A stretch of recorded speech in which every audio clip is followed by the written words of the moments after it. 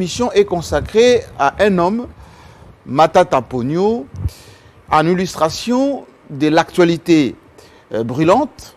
Il vient de rentrer de la Guinée, où il est consultant dans beaucoup de pays, très respecté au plan international et surtout africain. Mais il y a un débat ici en RDC.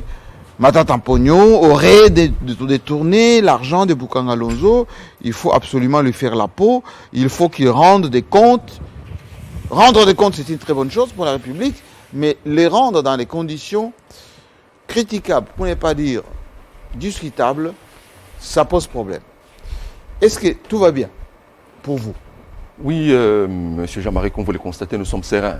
Nous avons confiance en nous-mêmes. Nous avons confiance en vous. Vous qui croyez en la République. Parce qu'avec vous, tout le monde sait que nous avons fait le choix, le seul choix qui vaille, c'est celui de rester attaché simplement à la République. Et ça, c'est aussi le choix de Matata Ponyo. Matata, c'est un homme très attaché à la République. Matata, comme vous le savez, les choix de Matata, nous n'y revenons plus parce que tout le monde sait, ça transpire en lui. Alors, maintenant, c'est un homme, comme vous le savez, qui est très exigeant d'abord vis-à-vis de lui-même. Et probablement, il doit être victime des standards, les standards auxquels il croit, les standards auxquels il aspire pour la République. Alors, je vous coupe. J'aimerais d'abord que Matata lui-même parle de lui. Oui. Ensuite, on va aller détail par détail parce que c'est très important. Cette émission est très attendue. Depuis que je l'ai annoncé, beaucoup d'interrogations. Il y a beaucoup, effectivement, de débats autour de Matata Ponyo. Voici d'abord l'homme qui parle de lui-même. Ensuite, nous allons partager ensemble quelques thématiques.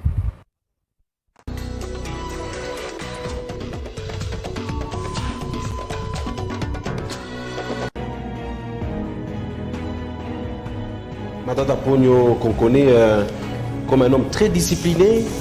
À l'époque où vous êtes Premier ministre, vous arriviez assez régulièrement autour de 5h, 6h moins au bureau et portant toujours la cravate rouge.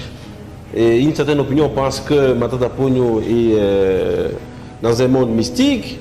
Comment réagissez-vous par rapport à ça? Face aux jeunes, regardez-le dans les yeux et dites que vous avez réussi votre vie quand c'est basant sur les principes qui sont une conséquence des études menées dans notre pays et qui ont fait de vous Matata que vous êtes aujourd'hui. Bon, écoutez, merci de me poser cette question. Vous savez, l'historique de la cravate rouge d'abord. Parce que j'étais partout à l'étranger, on me pose pourquoi vous portez la cravate rouge. Je vous ai parlé de l'histoire de Guinée, oui. Où un Guinéen était fier de prendre la photo avec moi et d'avoir la cravate rouge de près. Lorsqu'on me nomme ministre des Finances, je me décide de gérer les finances publiques autrement. D'assurer une bonne gouvernance des finances publiques. Pour ne pas être critiqué par les étudiants, comme moi j'ai critiqué les professeurs quand j'étais étudiant. Et je vous remercie beaucoup, parce que quand j'enseigne, les étudiants disent que faut-il faire pour que les finances publiques soient gérées comme quand vous étiez. Et mademoiselle Kabongo l'a dit tout à l'heure. J'ai décidé. 60 ans après. L'objectif d'un bilan, c'est de pouvoir évaluer les forces et les faiblesses d'un parcours, d'un projet, de regarder quels sont les avantages et les inconvénients, afin de pouvoir, disons, corriger les faiblesses et améliorer le point positif. Et ça, c'est très important. Mais l'indépendance, ou les indépendances, c'était en 1960. Mais lorsqu'on regarde au niveau du continent africain, les résultats, on prend par exemple un indicateur clé qui est celui du PIB par habitant. Un Africain moyen avait environ 1066 $ par an. Aujourd'hui, 60 ans après, l'Africain a plus ou moins 1666 $ par an, PIB per capita. C'est vrai que les taux d'augmentation, d'accroissement des revenus de l'Africain moyen a augmenté, mais pas suffisamment. Quand on regarde la démographie, combien de fois la population africaine s'est multipliée depuis 1960. Tel que vous l'avez décrit, le tableau est sombre, alors que le continent dispose de tout le potentiel nécessaire pour son décollage. Qu'est-ce qui explique ce blocage? J'ai fait une analyse approfondie, une analyse scientifique pour dire, mais au-delà des questions des capitaux qui sont évoquées, au-delà des questions de la technologie qui sont évoquées, au-delà de la qualité des institutions qui sont évoquées, au-delà d'autres questions, vous les savez, liées notamment à la race, liées notamment à la localisation géographique, est-ce qu'il y a un autre aspect important? Et j'ai trouvé qu'il y avait aussi la question du leadership et de la gouvernance. Quelle que soit la race, quelle que soit la localisation géographique, quel que soit le niveau des capitaux ou des technologies, si le leadership n'est pas de qualité et si la gouvernance n'est pas de qualité, il est impossible de joindre le développement, le sentier du développement et le sentier de l'émergence. Quel remède préconisez-vous pour qu'enfin l'Afrique puisse décoller? Bon, écoutez, nous sommes sénateurs aujourd'hui. Nous avons été Premier ministre pendant près de 5 ans. Et nous avons vu que l'élément qui nous a permis de réaliser les meilleures performances économiques et sociales que la RDC n'ait jamais réalisées depuis 1960, interrogez les statistiques, elles vous diront que la période la meilleure possible que la RDC ait connue en termes de gestion macroéconomique, en termes de gestion structurelle, c'est la période qui va de 2012 à 2016. Mais ce sont les statistiques qui parlent. Et quand on interroge les causes profondes de ces succès, c'est justement la qualité de leadership et de la gouvernance. La qualité visionnaire au niveau du président de la République et la qualité exécutive au niveau du chef du gouvernement, ainsi que les qualités opérationnelles d'exécution au niveau inférieur. Et voilà pourquoi, monsieur le journaliste, j'ai voulu partager cette expérience-là. Parce que voulez-vous aujourd'hui? L'Afrique ne produit que presque 2% de la production mondiale, monsieur le journaliste. C'est quand même dramatique.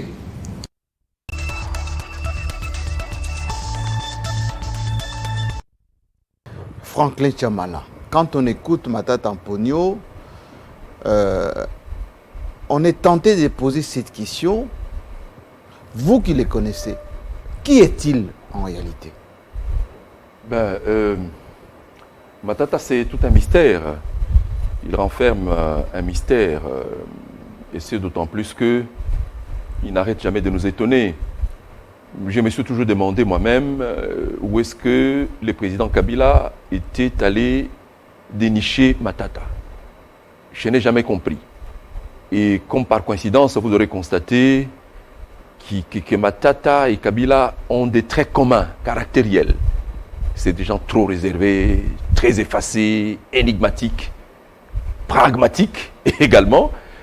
Et donc, c'est assez bizarre, mais on nous a dit... Comment fonctionne-t-il? Mais c'est un homme très exigeant sur tous les plans. D'abord, exigeant vis-à-vis de lui-même et vis-à-vis de tous ceux qui le côtoient. Il croit aux standards élevés du point de vue strictement professionnel. Lui, il croit aux standards très élevés. Il aspire aux standards très élevés. Il n'aime pas le superficiel. Lui, c'est la profondeur. Vous imaginez un homme qui s'est organisé pour surveiller les inputs à la primature en courrier. Il est loin, très loin à son bâtiment, mais lorsqu'on dépose le courrier à la réception, le courrier est scanné et très vite, il a ce courrier sur son écran de laptop qui était toujours allumé devant lui. Il sait que Télé 50 a envoyé telle lettre à telle heure. Avant même que ce courrier ne rentre chez lui en dur, en passant par les cabinets de DIRCAB, lui, il a déjà le courrier sur son laptop. il peut les lire et l'exploiter et déjà commencer à y répondre avant les traitements par ses conseillers. Vous voyez, mais pourtant, c'est une formation locale. Matata est formé ici au Congo. Oui, justement, mais c'est un homme qui a pu, au-delà de la formation au Congo, localement, qui s'est auto-formé lui-même dans d'autres sphères. Dans d'autres sphères, il est ce qu'il est. Et c'est pourquoi, tout à l'heure, quand il parlait, un souvenir m'a traversé l'esprit. Vous savez, nous demeurons en transition démocratique. Il faut en sortir. Nous sommes même en transition sur le plan social, sur le plan sécuritaire. En transition, même sur le plan économique. Nous sommes donc un pays de toutes les transitions. Parce que lorsqu'il parle notamment de la faiblesse de notre PIB per capita, en moyenne au niveau africain, il faut aller chercher maintenant les réalités dans beaucoup de pays. Nous, la RDC, nous sommes à moins de $500 par habitant par an. Vous imaginez. Et donc, ceci démontre bien que nous n'avons pas pris à bras le corps les problèmes existentiels de notre peuple. D'une manière synthétique, oui. Matata Matata ministre des Finances, oui. Puis Premier ministre. Oui. Qu'a-t-il fait? Mais son chemin est resté le même. Il était sensibilisé sur les attentes nombreuses de notre peuple, alors que les politiques disaient que les réponses aux attentes de notre peuple se trouvent au bout des urnes. Lui, il a dit si au bout des urnes, mais ces réponses se trouvent également et surtout au bout du pacte qu'il faut souscrire pour les leaderships et la gouvernance de qualité.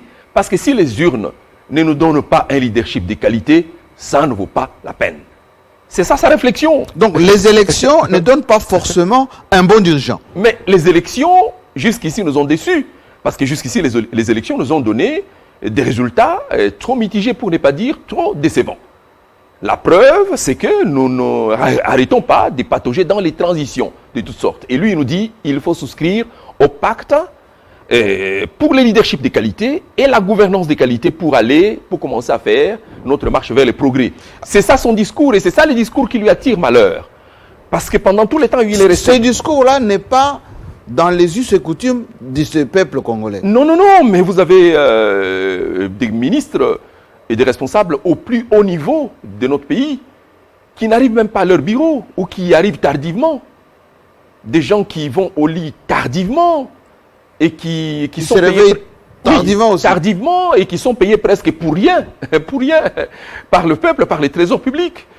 Et donc lui, il a voulu inverser cette échelle-là et ça lui a créé beaucoup de problèmes. Je me rappelle, lorsqu'il convoque un conseil de ministres à 7h ou à 8h, si vous arrivez 1 minute après, vous n'entrez pas. Et beaucoup de ministres, de quelque niveau que ce soit, de quelque envergure que ce soit, qui ont tenté un peu de traverser ça. Oui, mais de ne pas respecter ça. Ils se sont heurtés au mur. Et le mur, c'était le respect de l'heure. Parce que le temps, c'est une ressource importante en matière de gouvernance. Lorsqu'on l'a perdu, on ne le récupère pas. Ces réunions matinalement, le troïka stratégique. Et des séances de travail à 6h du matin, 5h du matin même, parce qu'il était chez lui à la maison. Oui, parce qu'il considère que c'est à ces heures-là où les responsables sont supposés être frais. Et puis, il avait cessé de nous les rappeler. Il dit, mais comment moi, Premier ministre, commis à ces postes par celui qui est élu par le peuple, le chef de l'État, je peux rester au lit, en sachant que nos mamans qui vendent le pain sont déjà debout à 4h du matin pour aller nourrir les familles. Comment puis-je me permettre, moi, le risque de rester au lit? Il a interrogé tout le monde et nous n'avions pas toutes de réponses à lui donner parce qu'il fallait faire un effort de sortir dans notre nature habituelle et de rentrer dans les standards qu'il a mis sur notre table. Et donc c'est un homme très exigeant et il est possible que ce soit ces grandes exigences-là qui lui créent beaucoup de problèmes. Parce que j'ai entendu les gens dire, mais est-ce qu'il y a un Bongo la Congo? Oui. Est-ce qu'il va changer le Congo? Oui. Lorsque, à l'approche du sommet de la francophonie, par exemple, le chef de l'État, José Kabila Kabange, lui a donné la mission de travailler avec son exécutif pour redonner à Kinshasa une autre image. Mais j'ai entendu des responsables au niveau de la ville de Kinshasa, décrier la discipline qu'il a imprimée, disant mais il pense qu'il va changer quoi à Kinshasa? Kinshasa a toujours été ainsi. Mais on a vu que grâce à la discipline, Kinshasa avait commencé à changer de visage. Comment était cette complicité avec Joseph Kabila, qui l'a quasiment protégé de toutes les attaques, de cette hostilité dans sa propre famille politique? Tout à fait. Durant mais toutes ces années. je pense que Joseph Kabila, dans son silence habituel et dans son caractère réservé, comme il le disait, il était en quête des hommes qui partagent sa vision, des hommes qui partagent sa passion pour la République. Et quand il a commencé à repérer ces oiseaux rares, il s'y est accroché sans faire beaucoup de bruit. Voilà ce qui explique probablement le fait que Joseph Kabila se soit érigé en barrière infranchissable. En rempart. Oui, oui, chaque fois que les enfants de sa propre maison voulaient manger Matata. Vous voyez, il s'est érigé, lui, en protecteur, parce qu'il avait besoin de cet homme-là. Gloire à Dieu. Et pourquoi ces enfants de la même maison combattaient Matata? Mais- On les appelait à un moment donné des caïmans. Oui, oui. Dans ce marigot de la RDC. Tout à fait, mais Matata nageait à contre-courant. À contre-courant parce que, bon, il vous dit, bon, nous sommes assez amusés, maintenant c'est le temps de travail. Nous devons affecter l'essentiel des ressources publiques aux besoins de notre peuple, au bonheur commun, à la destinée commune. Beaucoup de gens, j'ai entendu les gens dire, mais qu'est-ce qu'il croit lui? Est-ce que ce pays lui appartient?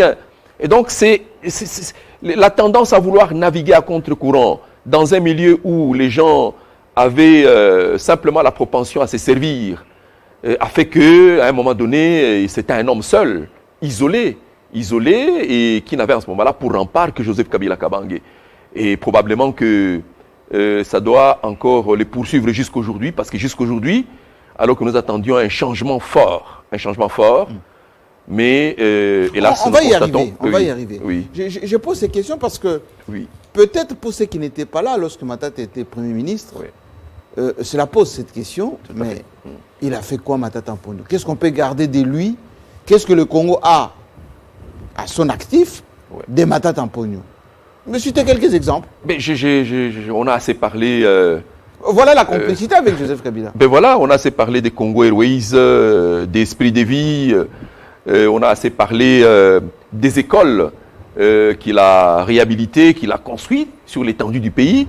On a assez parlé des projets importants comme les parcs agro-industriels de Bukangalonzo, Oui. qui est transvesti aujourd'hui. On a assez parlé des grandes réalisations comme quand vous allez à l'université de Kinshasa, trop peu de gens savent que c'est sous Joseph Kabila Kabange que la faculté polytechnique Oui. a repris son fonctionnement parce que cette faculté avait fermé. Déjà sous Mobutu, elle avait fermé. La faculté polytechnique du campus de Kinshasa. Ici. Elle a repris son fonctionnement sous les présidents Kabila et particulièrement sous le mandat de Matata Pognon parce que le Premier ministre Matata avait réussi à convaincre ses partenaires de la BAD, la Banque africaine de développement, à pouvoir l'appuyer dans les processus de la réhabilitation et de la réouverture de cette faculté importante qui avait fermé par manque du personnel enseignant. Et les financements ont été trouvés pour recycler les personnels enseignants, les former, réhabiliter les auditoires. Quand vous y allez, cette faculté-là ne fonctionne pas dans les mêmes conditions que les autres.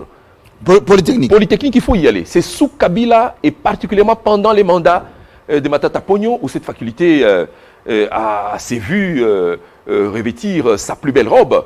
Est-ce que vous savez qu'à cette faculté, par exemple, les filles qui sont inscrites en classe de recrutement recevaient des bourses pour encourager les femmes à pouvoir faire les études polytechniques.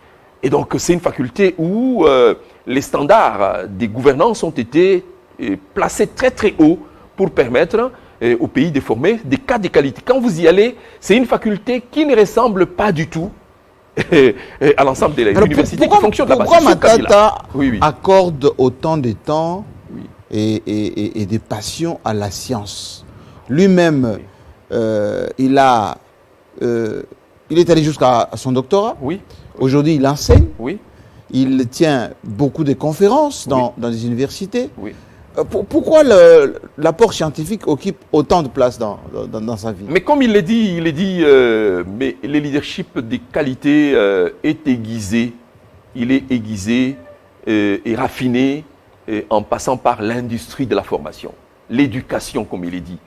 Et donc il dit que l'éducation, c'est en fait cette potion magique qui peut transformer la vie d'un homme et par-delà tout transformer la vie d'un pays. Uniquement l'éducation. Et donc lorsque on sait aiguiser et raffiner un leadership de qualité par les biais de l'éducation, et au bout des comptes, et le pays est bien tenu et tout le monde trouve son compte. Et donc lui, il croit en la magie de l'éducation. Il y croit et il exhorte tout le monde à pouvoir investir davantage dans l'éducation parce que c'est l'éducation qui produit le capital humain. Le capital humain, c'est ce qui nous manque le plus, le capital humain. Et par-delà tout, il est resté un homme très attaché à sa logique. Il vous dit, oui, l'éducation, mais un homme bien éduqué qui ne peut pas bien se restaurer. Donc, l'alimentation de qualité, qui ne peut pas être bien soigné. C'est un homme incomplet. Et il a fait tout ça chez lui, hein, à Kindu. Mais dans le pays, la réhabilitation des hôpitaux et des centres médicaux, lorsque vous parcourez la réplique, nous sommes allés avec lui en Bankana. Il faut aller en Bankana pour voir les hôpitaux qui ont été réhabilités et équipés avec le concours de l'UNICEF. Il y a tout un programme qui a été mis en place pour équiper les hôpitaux du pays et qui a commencé petit à petit à équiper les hôpitaux du pays grâce au concours de l'UNICEF qui était impliqué dans l'approvisionnement du pays en équipement destiné aux formations médicales. Et donc, Matata, c'est un homme comme ça, il vous dit, nous devons y travailler. Et lorsqu'il quittait, dans ses mémoires, il dit, et il n'arrête pas de le dire, il dit, il y a beaucoup de choses que nous avons faites en bien, sous le président Kabila. Mais comme tout homme, il y a des choses qui n'ont pas été achevées. Nous convions ceux qui nous succèdent à pouvoir les achever. Alors justement, parlons-en. Oui, oui. Et à pouvoir préserver les acquis. Vous êtes proche de Matata Mponyo. Oui, oui. Pourquoi les gens qui étaient avec Matata Mponyo autour de Joseph Kabila l'ont combattu et continuent à les combattre? Mais lorsqu'il amorce, par exemple, avec les concours des partenaires, les programmes, lui et son gouvernement, bien sûr, les programmes d'implémentation dans le pays, des parcs agro-industriels. Oui. Mais il le fait en vue de pouvoir soustraire le pays de sa dépendance à l'extérieur par rapport aux importations des Là, vous parlez de Bukangalonzo. Oui, notamment. Bukangalonzo, c'était en fait les projets pilotes.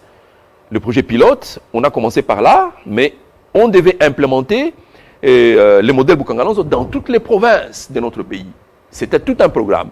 Mais lorsqu'il amorce ces processus, il vous dit, nous devons soustraire le pays de sa dépendance à l'extérieur. Ces pays-là, ils importent tout.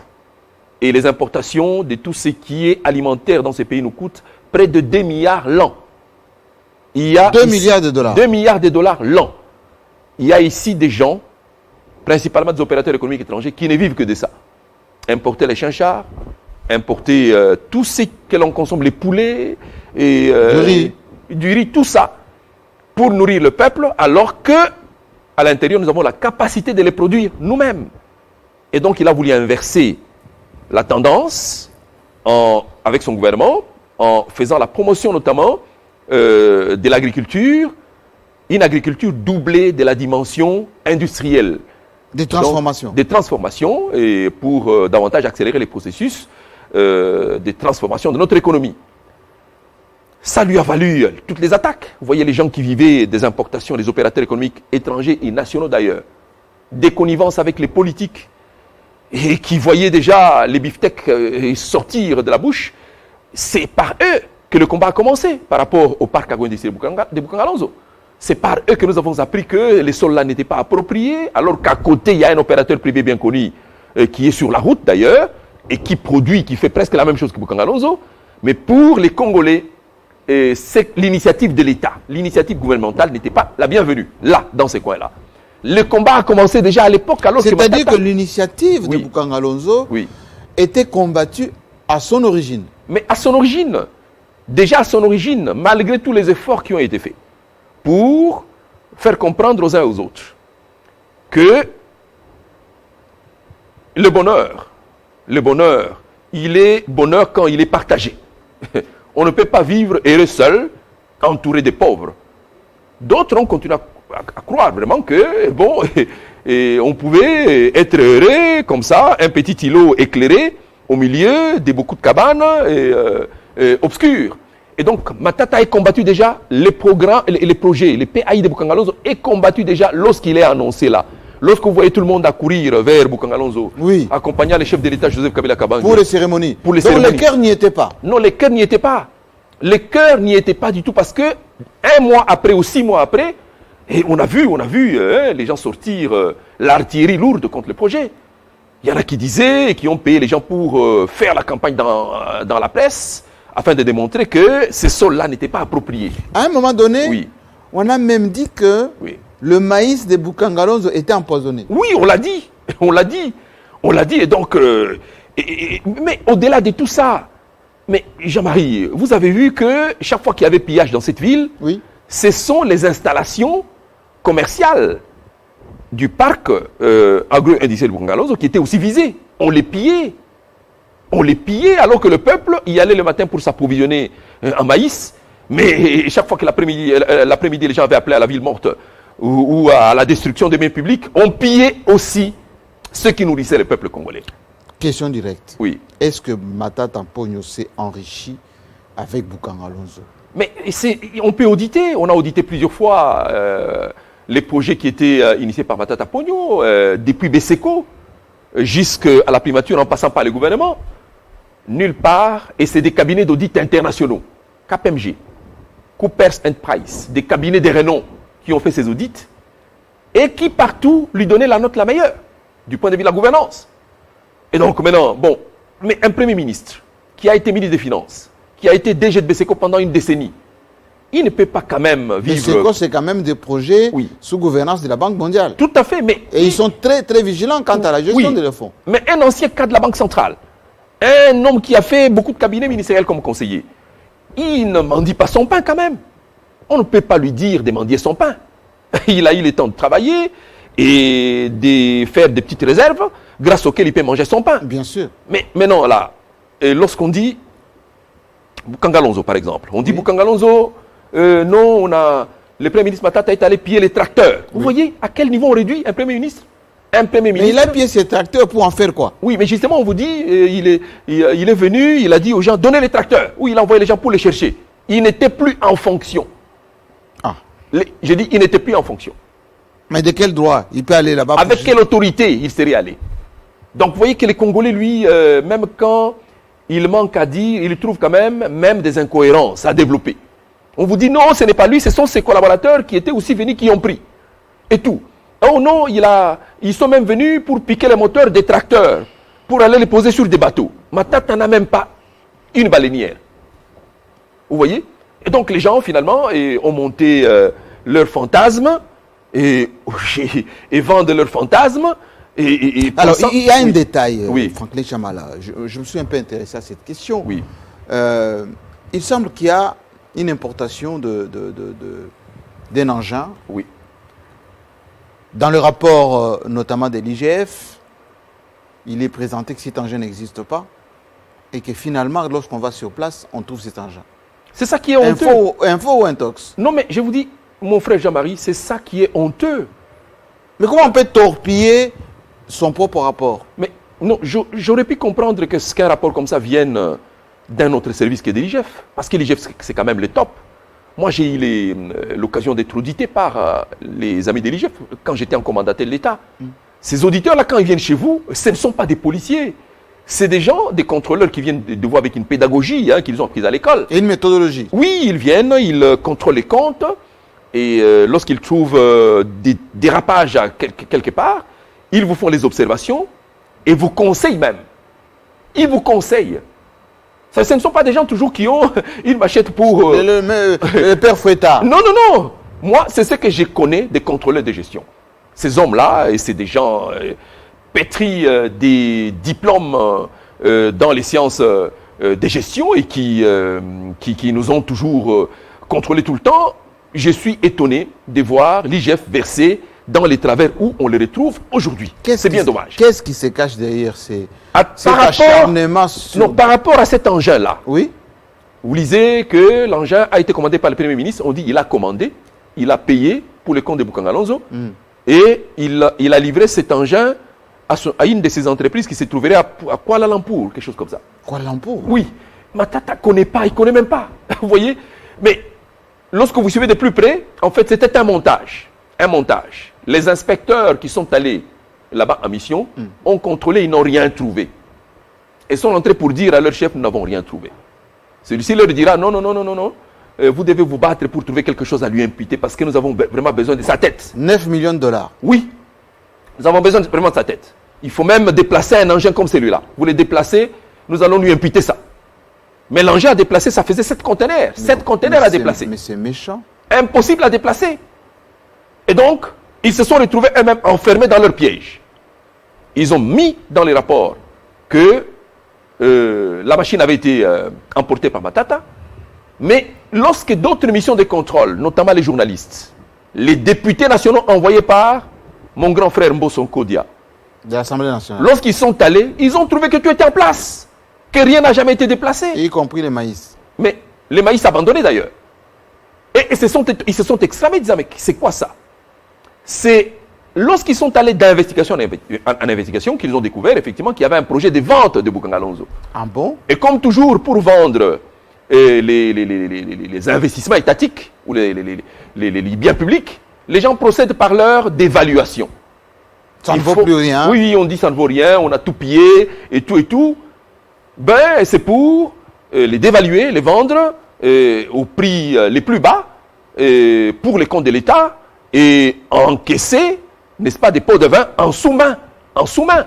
Et donc, vous voyez ce parc-là? Est-ce vrai qu'il y a un projet de mettre à la place d'un parc de production agricole, on veut y produire du chanvre? Mais il y a déjà un preneur. Pour faire ça? Mais pour faire ça, avec 110 millions de dollars, sur la table, et en dessous de la table, on ne sait pas ce qu'il propose aux gens. Et pour y arriver, les gens vous disent, non, nous devons absolument démontrer que ce parc-là ne vaut rien du tout. Le sol lui-même ne produit pas. Il faut vraiment vendre parce que même les machines ont été emportées. Et le bouc émissaire, c'est Matata. Un homme condamné déjà avant d'avoir été jugé. Ce n'est pas sérieux. Nous sommes donc levés pour dire que ce projet-là funeste, il ne passera pas.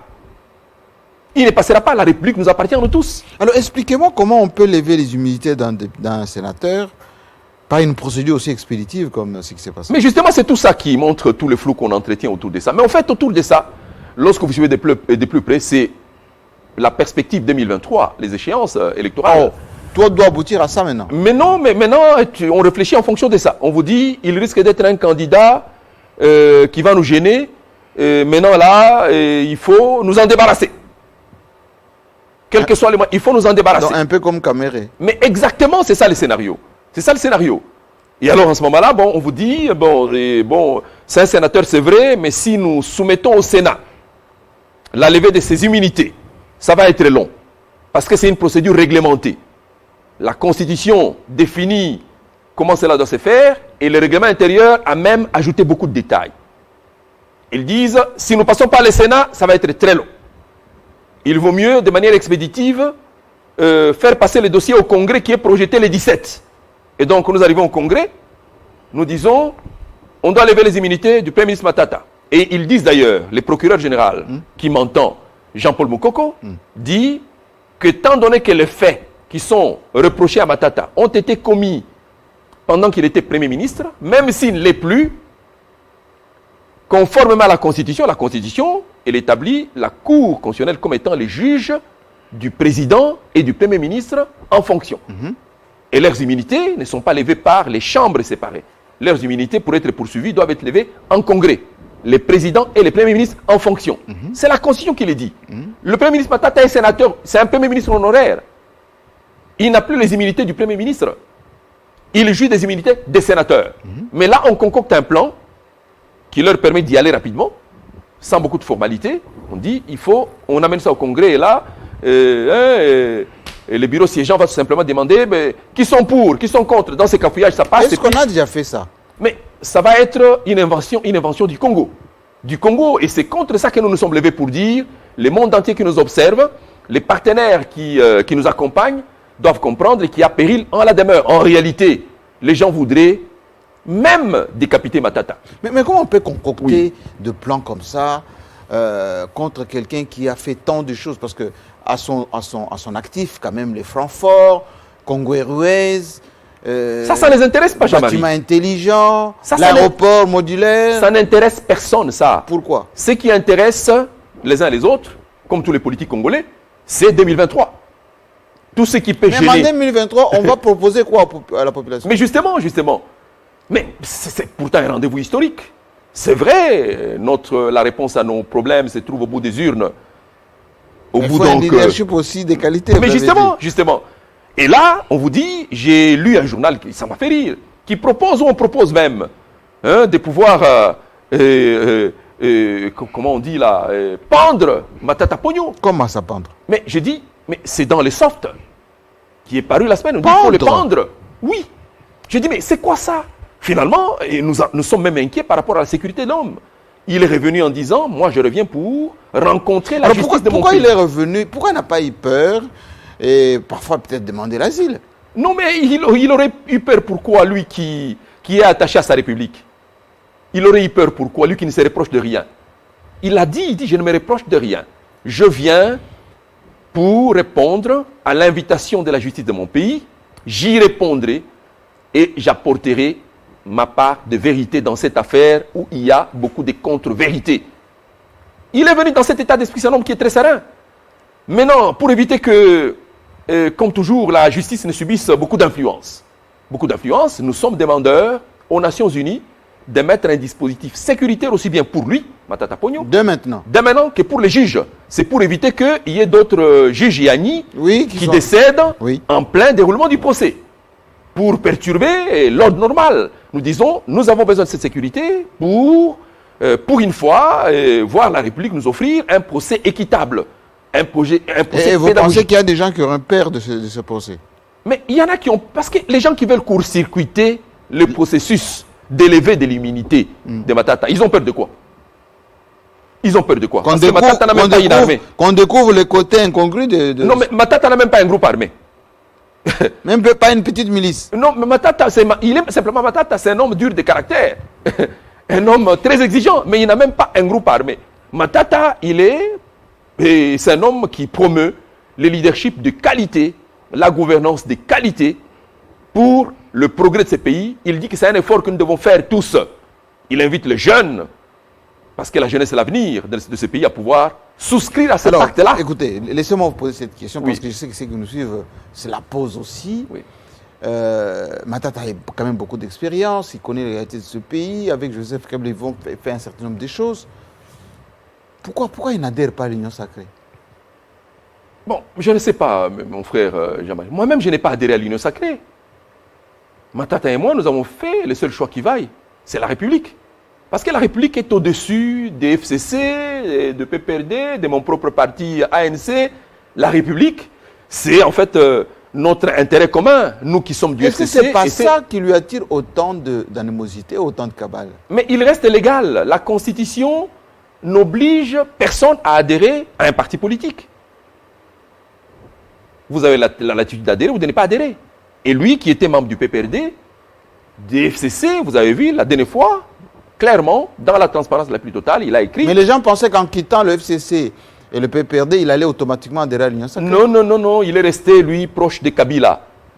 Comme il l'a dit, lui, il est resté proche de Kabila.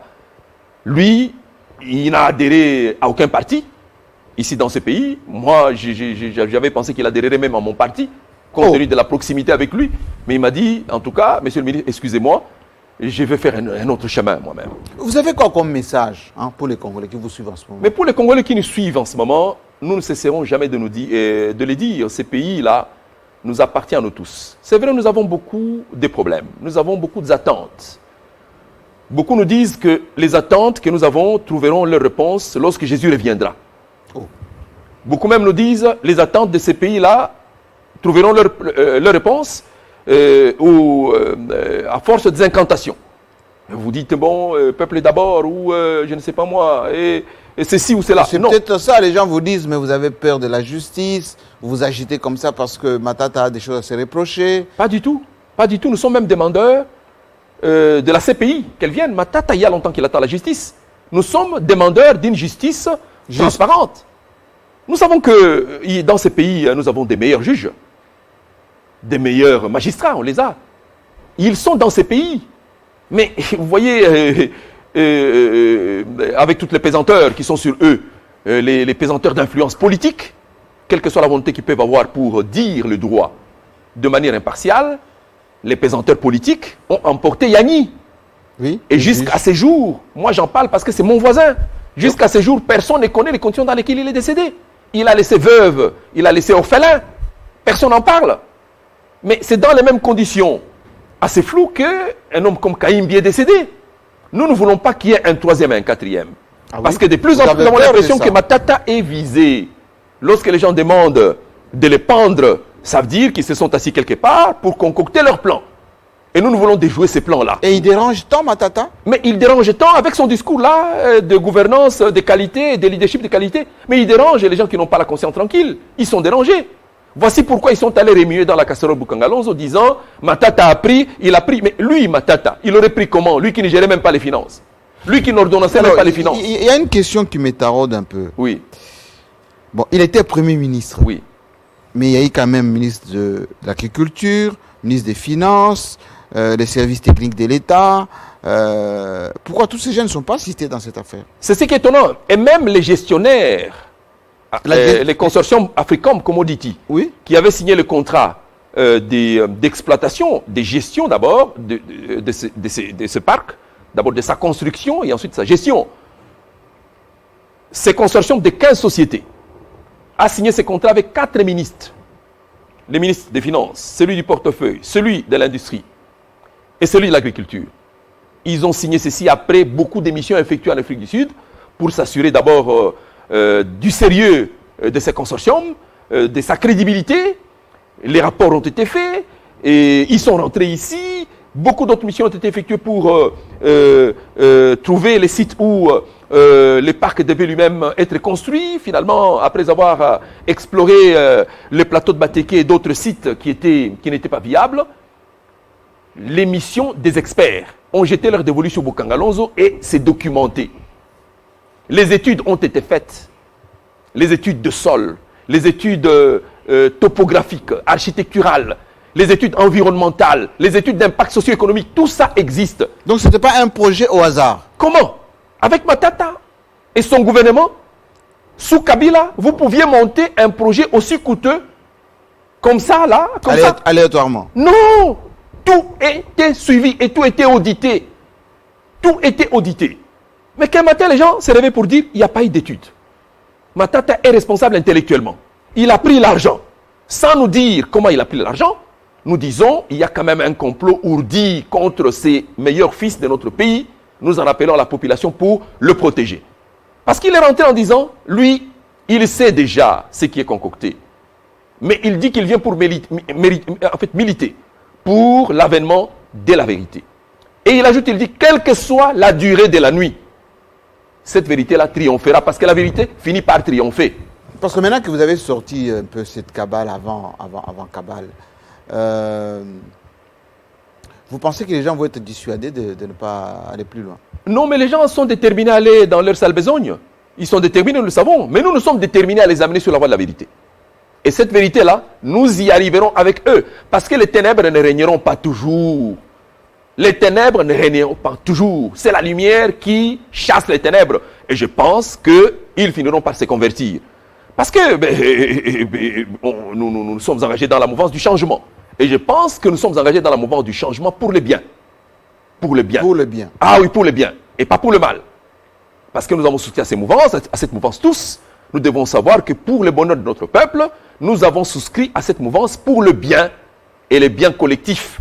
Pas les biens des gens qui viennent pour commencer à nous faire danser les Sakai ont ça. Non, on n'accepte pas. Donc vous pensez que parce que vous ne chantez pas la même chanson, vous n'êtes pas dans le, comme on a appelé les dialogues collectifs, que vous êtes épinglé aujourd'hui? Mais dites-moi comment nous ne pouvons pas penser cela. dans ces termes-là. Parce que Matata a dit, moi je n'adhère pas à l'Union sacrée, excusez-moi. J'ai l'impression que l'Union sacrée, c'est comme tout ce que nous avons Décrié repoussé hier. autrefois. Oui. Il l'a dit à haute voix. Mais c'est ça aussi la vérité qui doit nous caractériser. Est-ce que le Congo a peur de l'intelligence? Non, ce n'est pas le Congo qui a peur de l'intelligence. C'est une certaine classe politique qui a peur de l'intelligence. Alors que nous devrions nous promouvoir effectivement les meilleurs enfants de notre pays. Nous sommes là à chercher à les décimer. Nous sommes là en train de chercher à les décapiter tous pour ne garder que les médiocres. Mais c'est dangereux Jean-Marie. Et donc cette république-là, c'est la république de Lumumba, la république de M. Laurent Désiré Kabila, de Kasavubu, de Kabila Joseph, c'est la république de Matata aussi, et de Franklin Tchamala. De Matata aussi. Oui, de Matata aussi. Et donc personne ne peut exclure Matata de la république, elle nous appartient à nous tous. C'est la république de Tshisekedi Etienne également, vous comprenez? C'est la république de Fachi aussi, vous comprenez? Elle est la république de nous tous. Et donc c'est notre bien collectif. Et donc il n'appartient à aucune personne d'imposer sa volonté sur les autres. Il n'y a que la loi qui s'impose à nous tous. Rien d'autre. La loi. Rien que la loi. C'est elle qui est au-dessus de nous tous. Et donc la loi, ça ne doit pas consister en une volonté solidaire des gens assis dans un coin pour dicter, n'est-ce pas, leur volonté à d'autres. Non. La loi, elle est là, elle est écrite. C'est la constitution de notre pays. Ce sont les lois qui en découlent. C'est ça l'arsenal qui doit dicter ce que nous faisons pour l'intérêt de tout le monde. Sinon alors, pourquoi est-ce que nous décrions ceux qui prennent les armes? Ah oui? Pourquoi? Parce que quand ils ne se sentent pas sécurisés par la loi, ils n'ont pas d'autre choix que de prendre les armes. L'injustice. Ah ben voilà. Et donc nous disons, arrêtons, ne dérapons pas. La République a besoin de tout le monde. Nous avons besoin d'une justice juste. Mettons en place les conditions qui puissent nous permettre d'assister à un procès historique. À un procès équitable. Vous semblez faire peur. Hein? Pour l'édification de tout le monde. Vous semblez faire peur. Merci. Merci beaucoup, Jean-Marie. Merci, Franklin Tchamala. Vous avez bien compris que cette affaire de Bukanga Lonzo, cette affaire d'acharnement contre Matata Mponyo, va démontrer des travers qu'il faut absolument dénoncer de maintenant parce que la République grandit avec des valeurs. Portez-vous bien. On va y revenir. À très bientôt.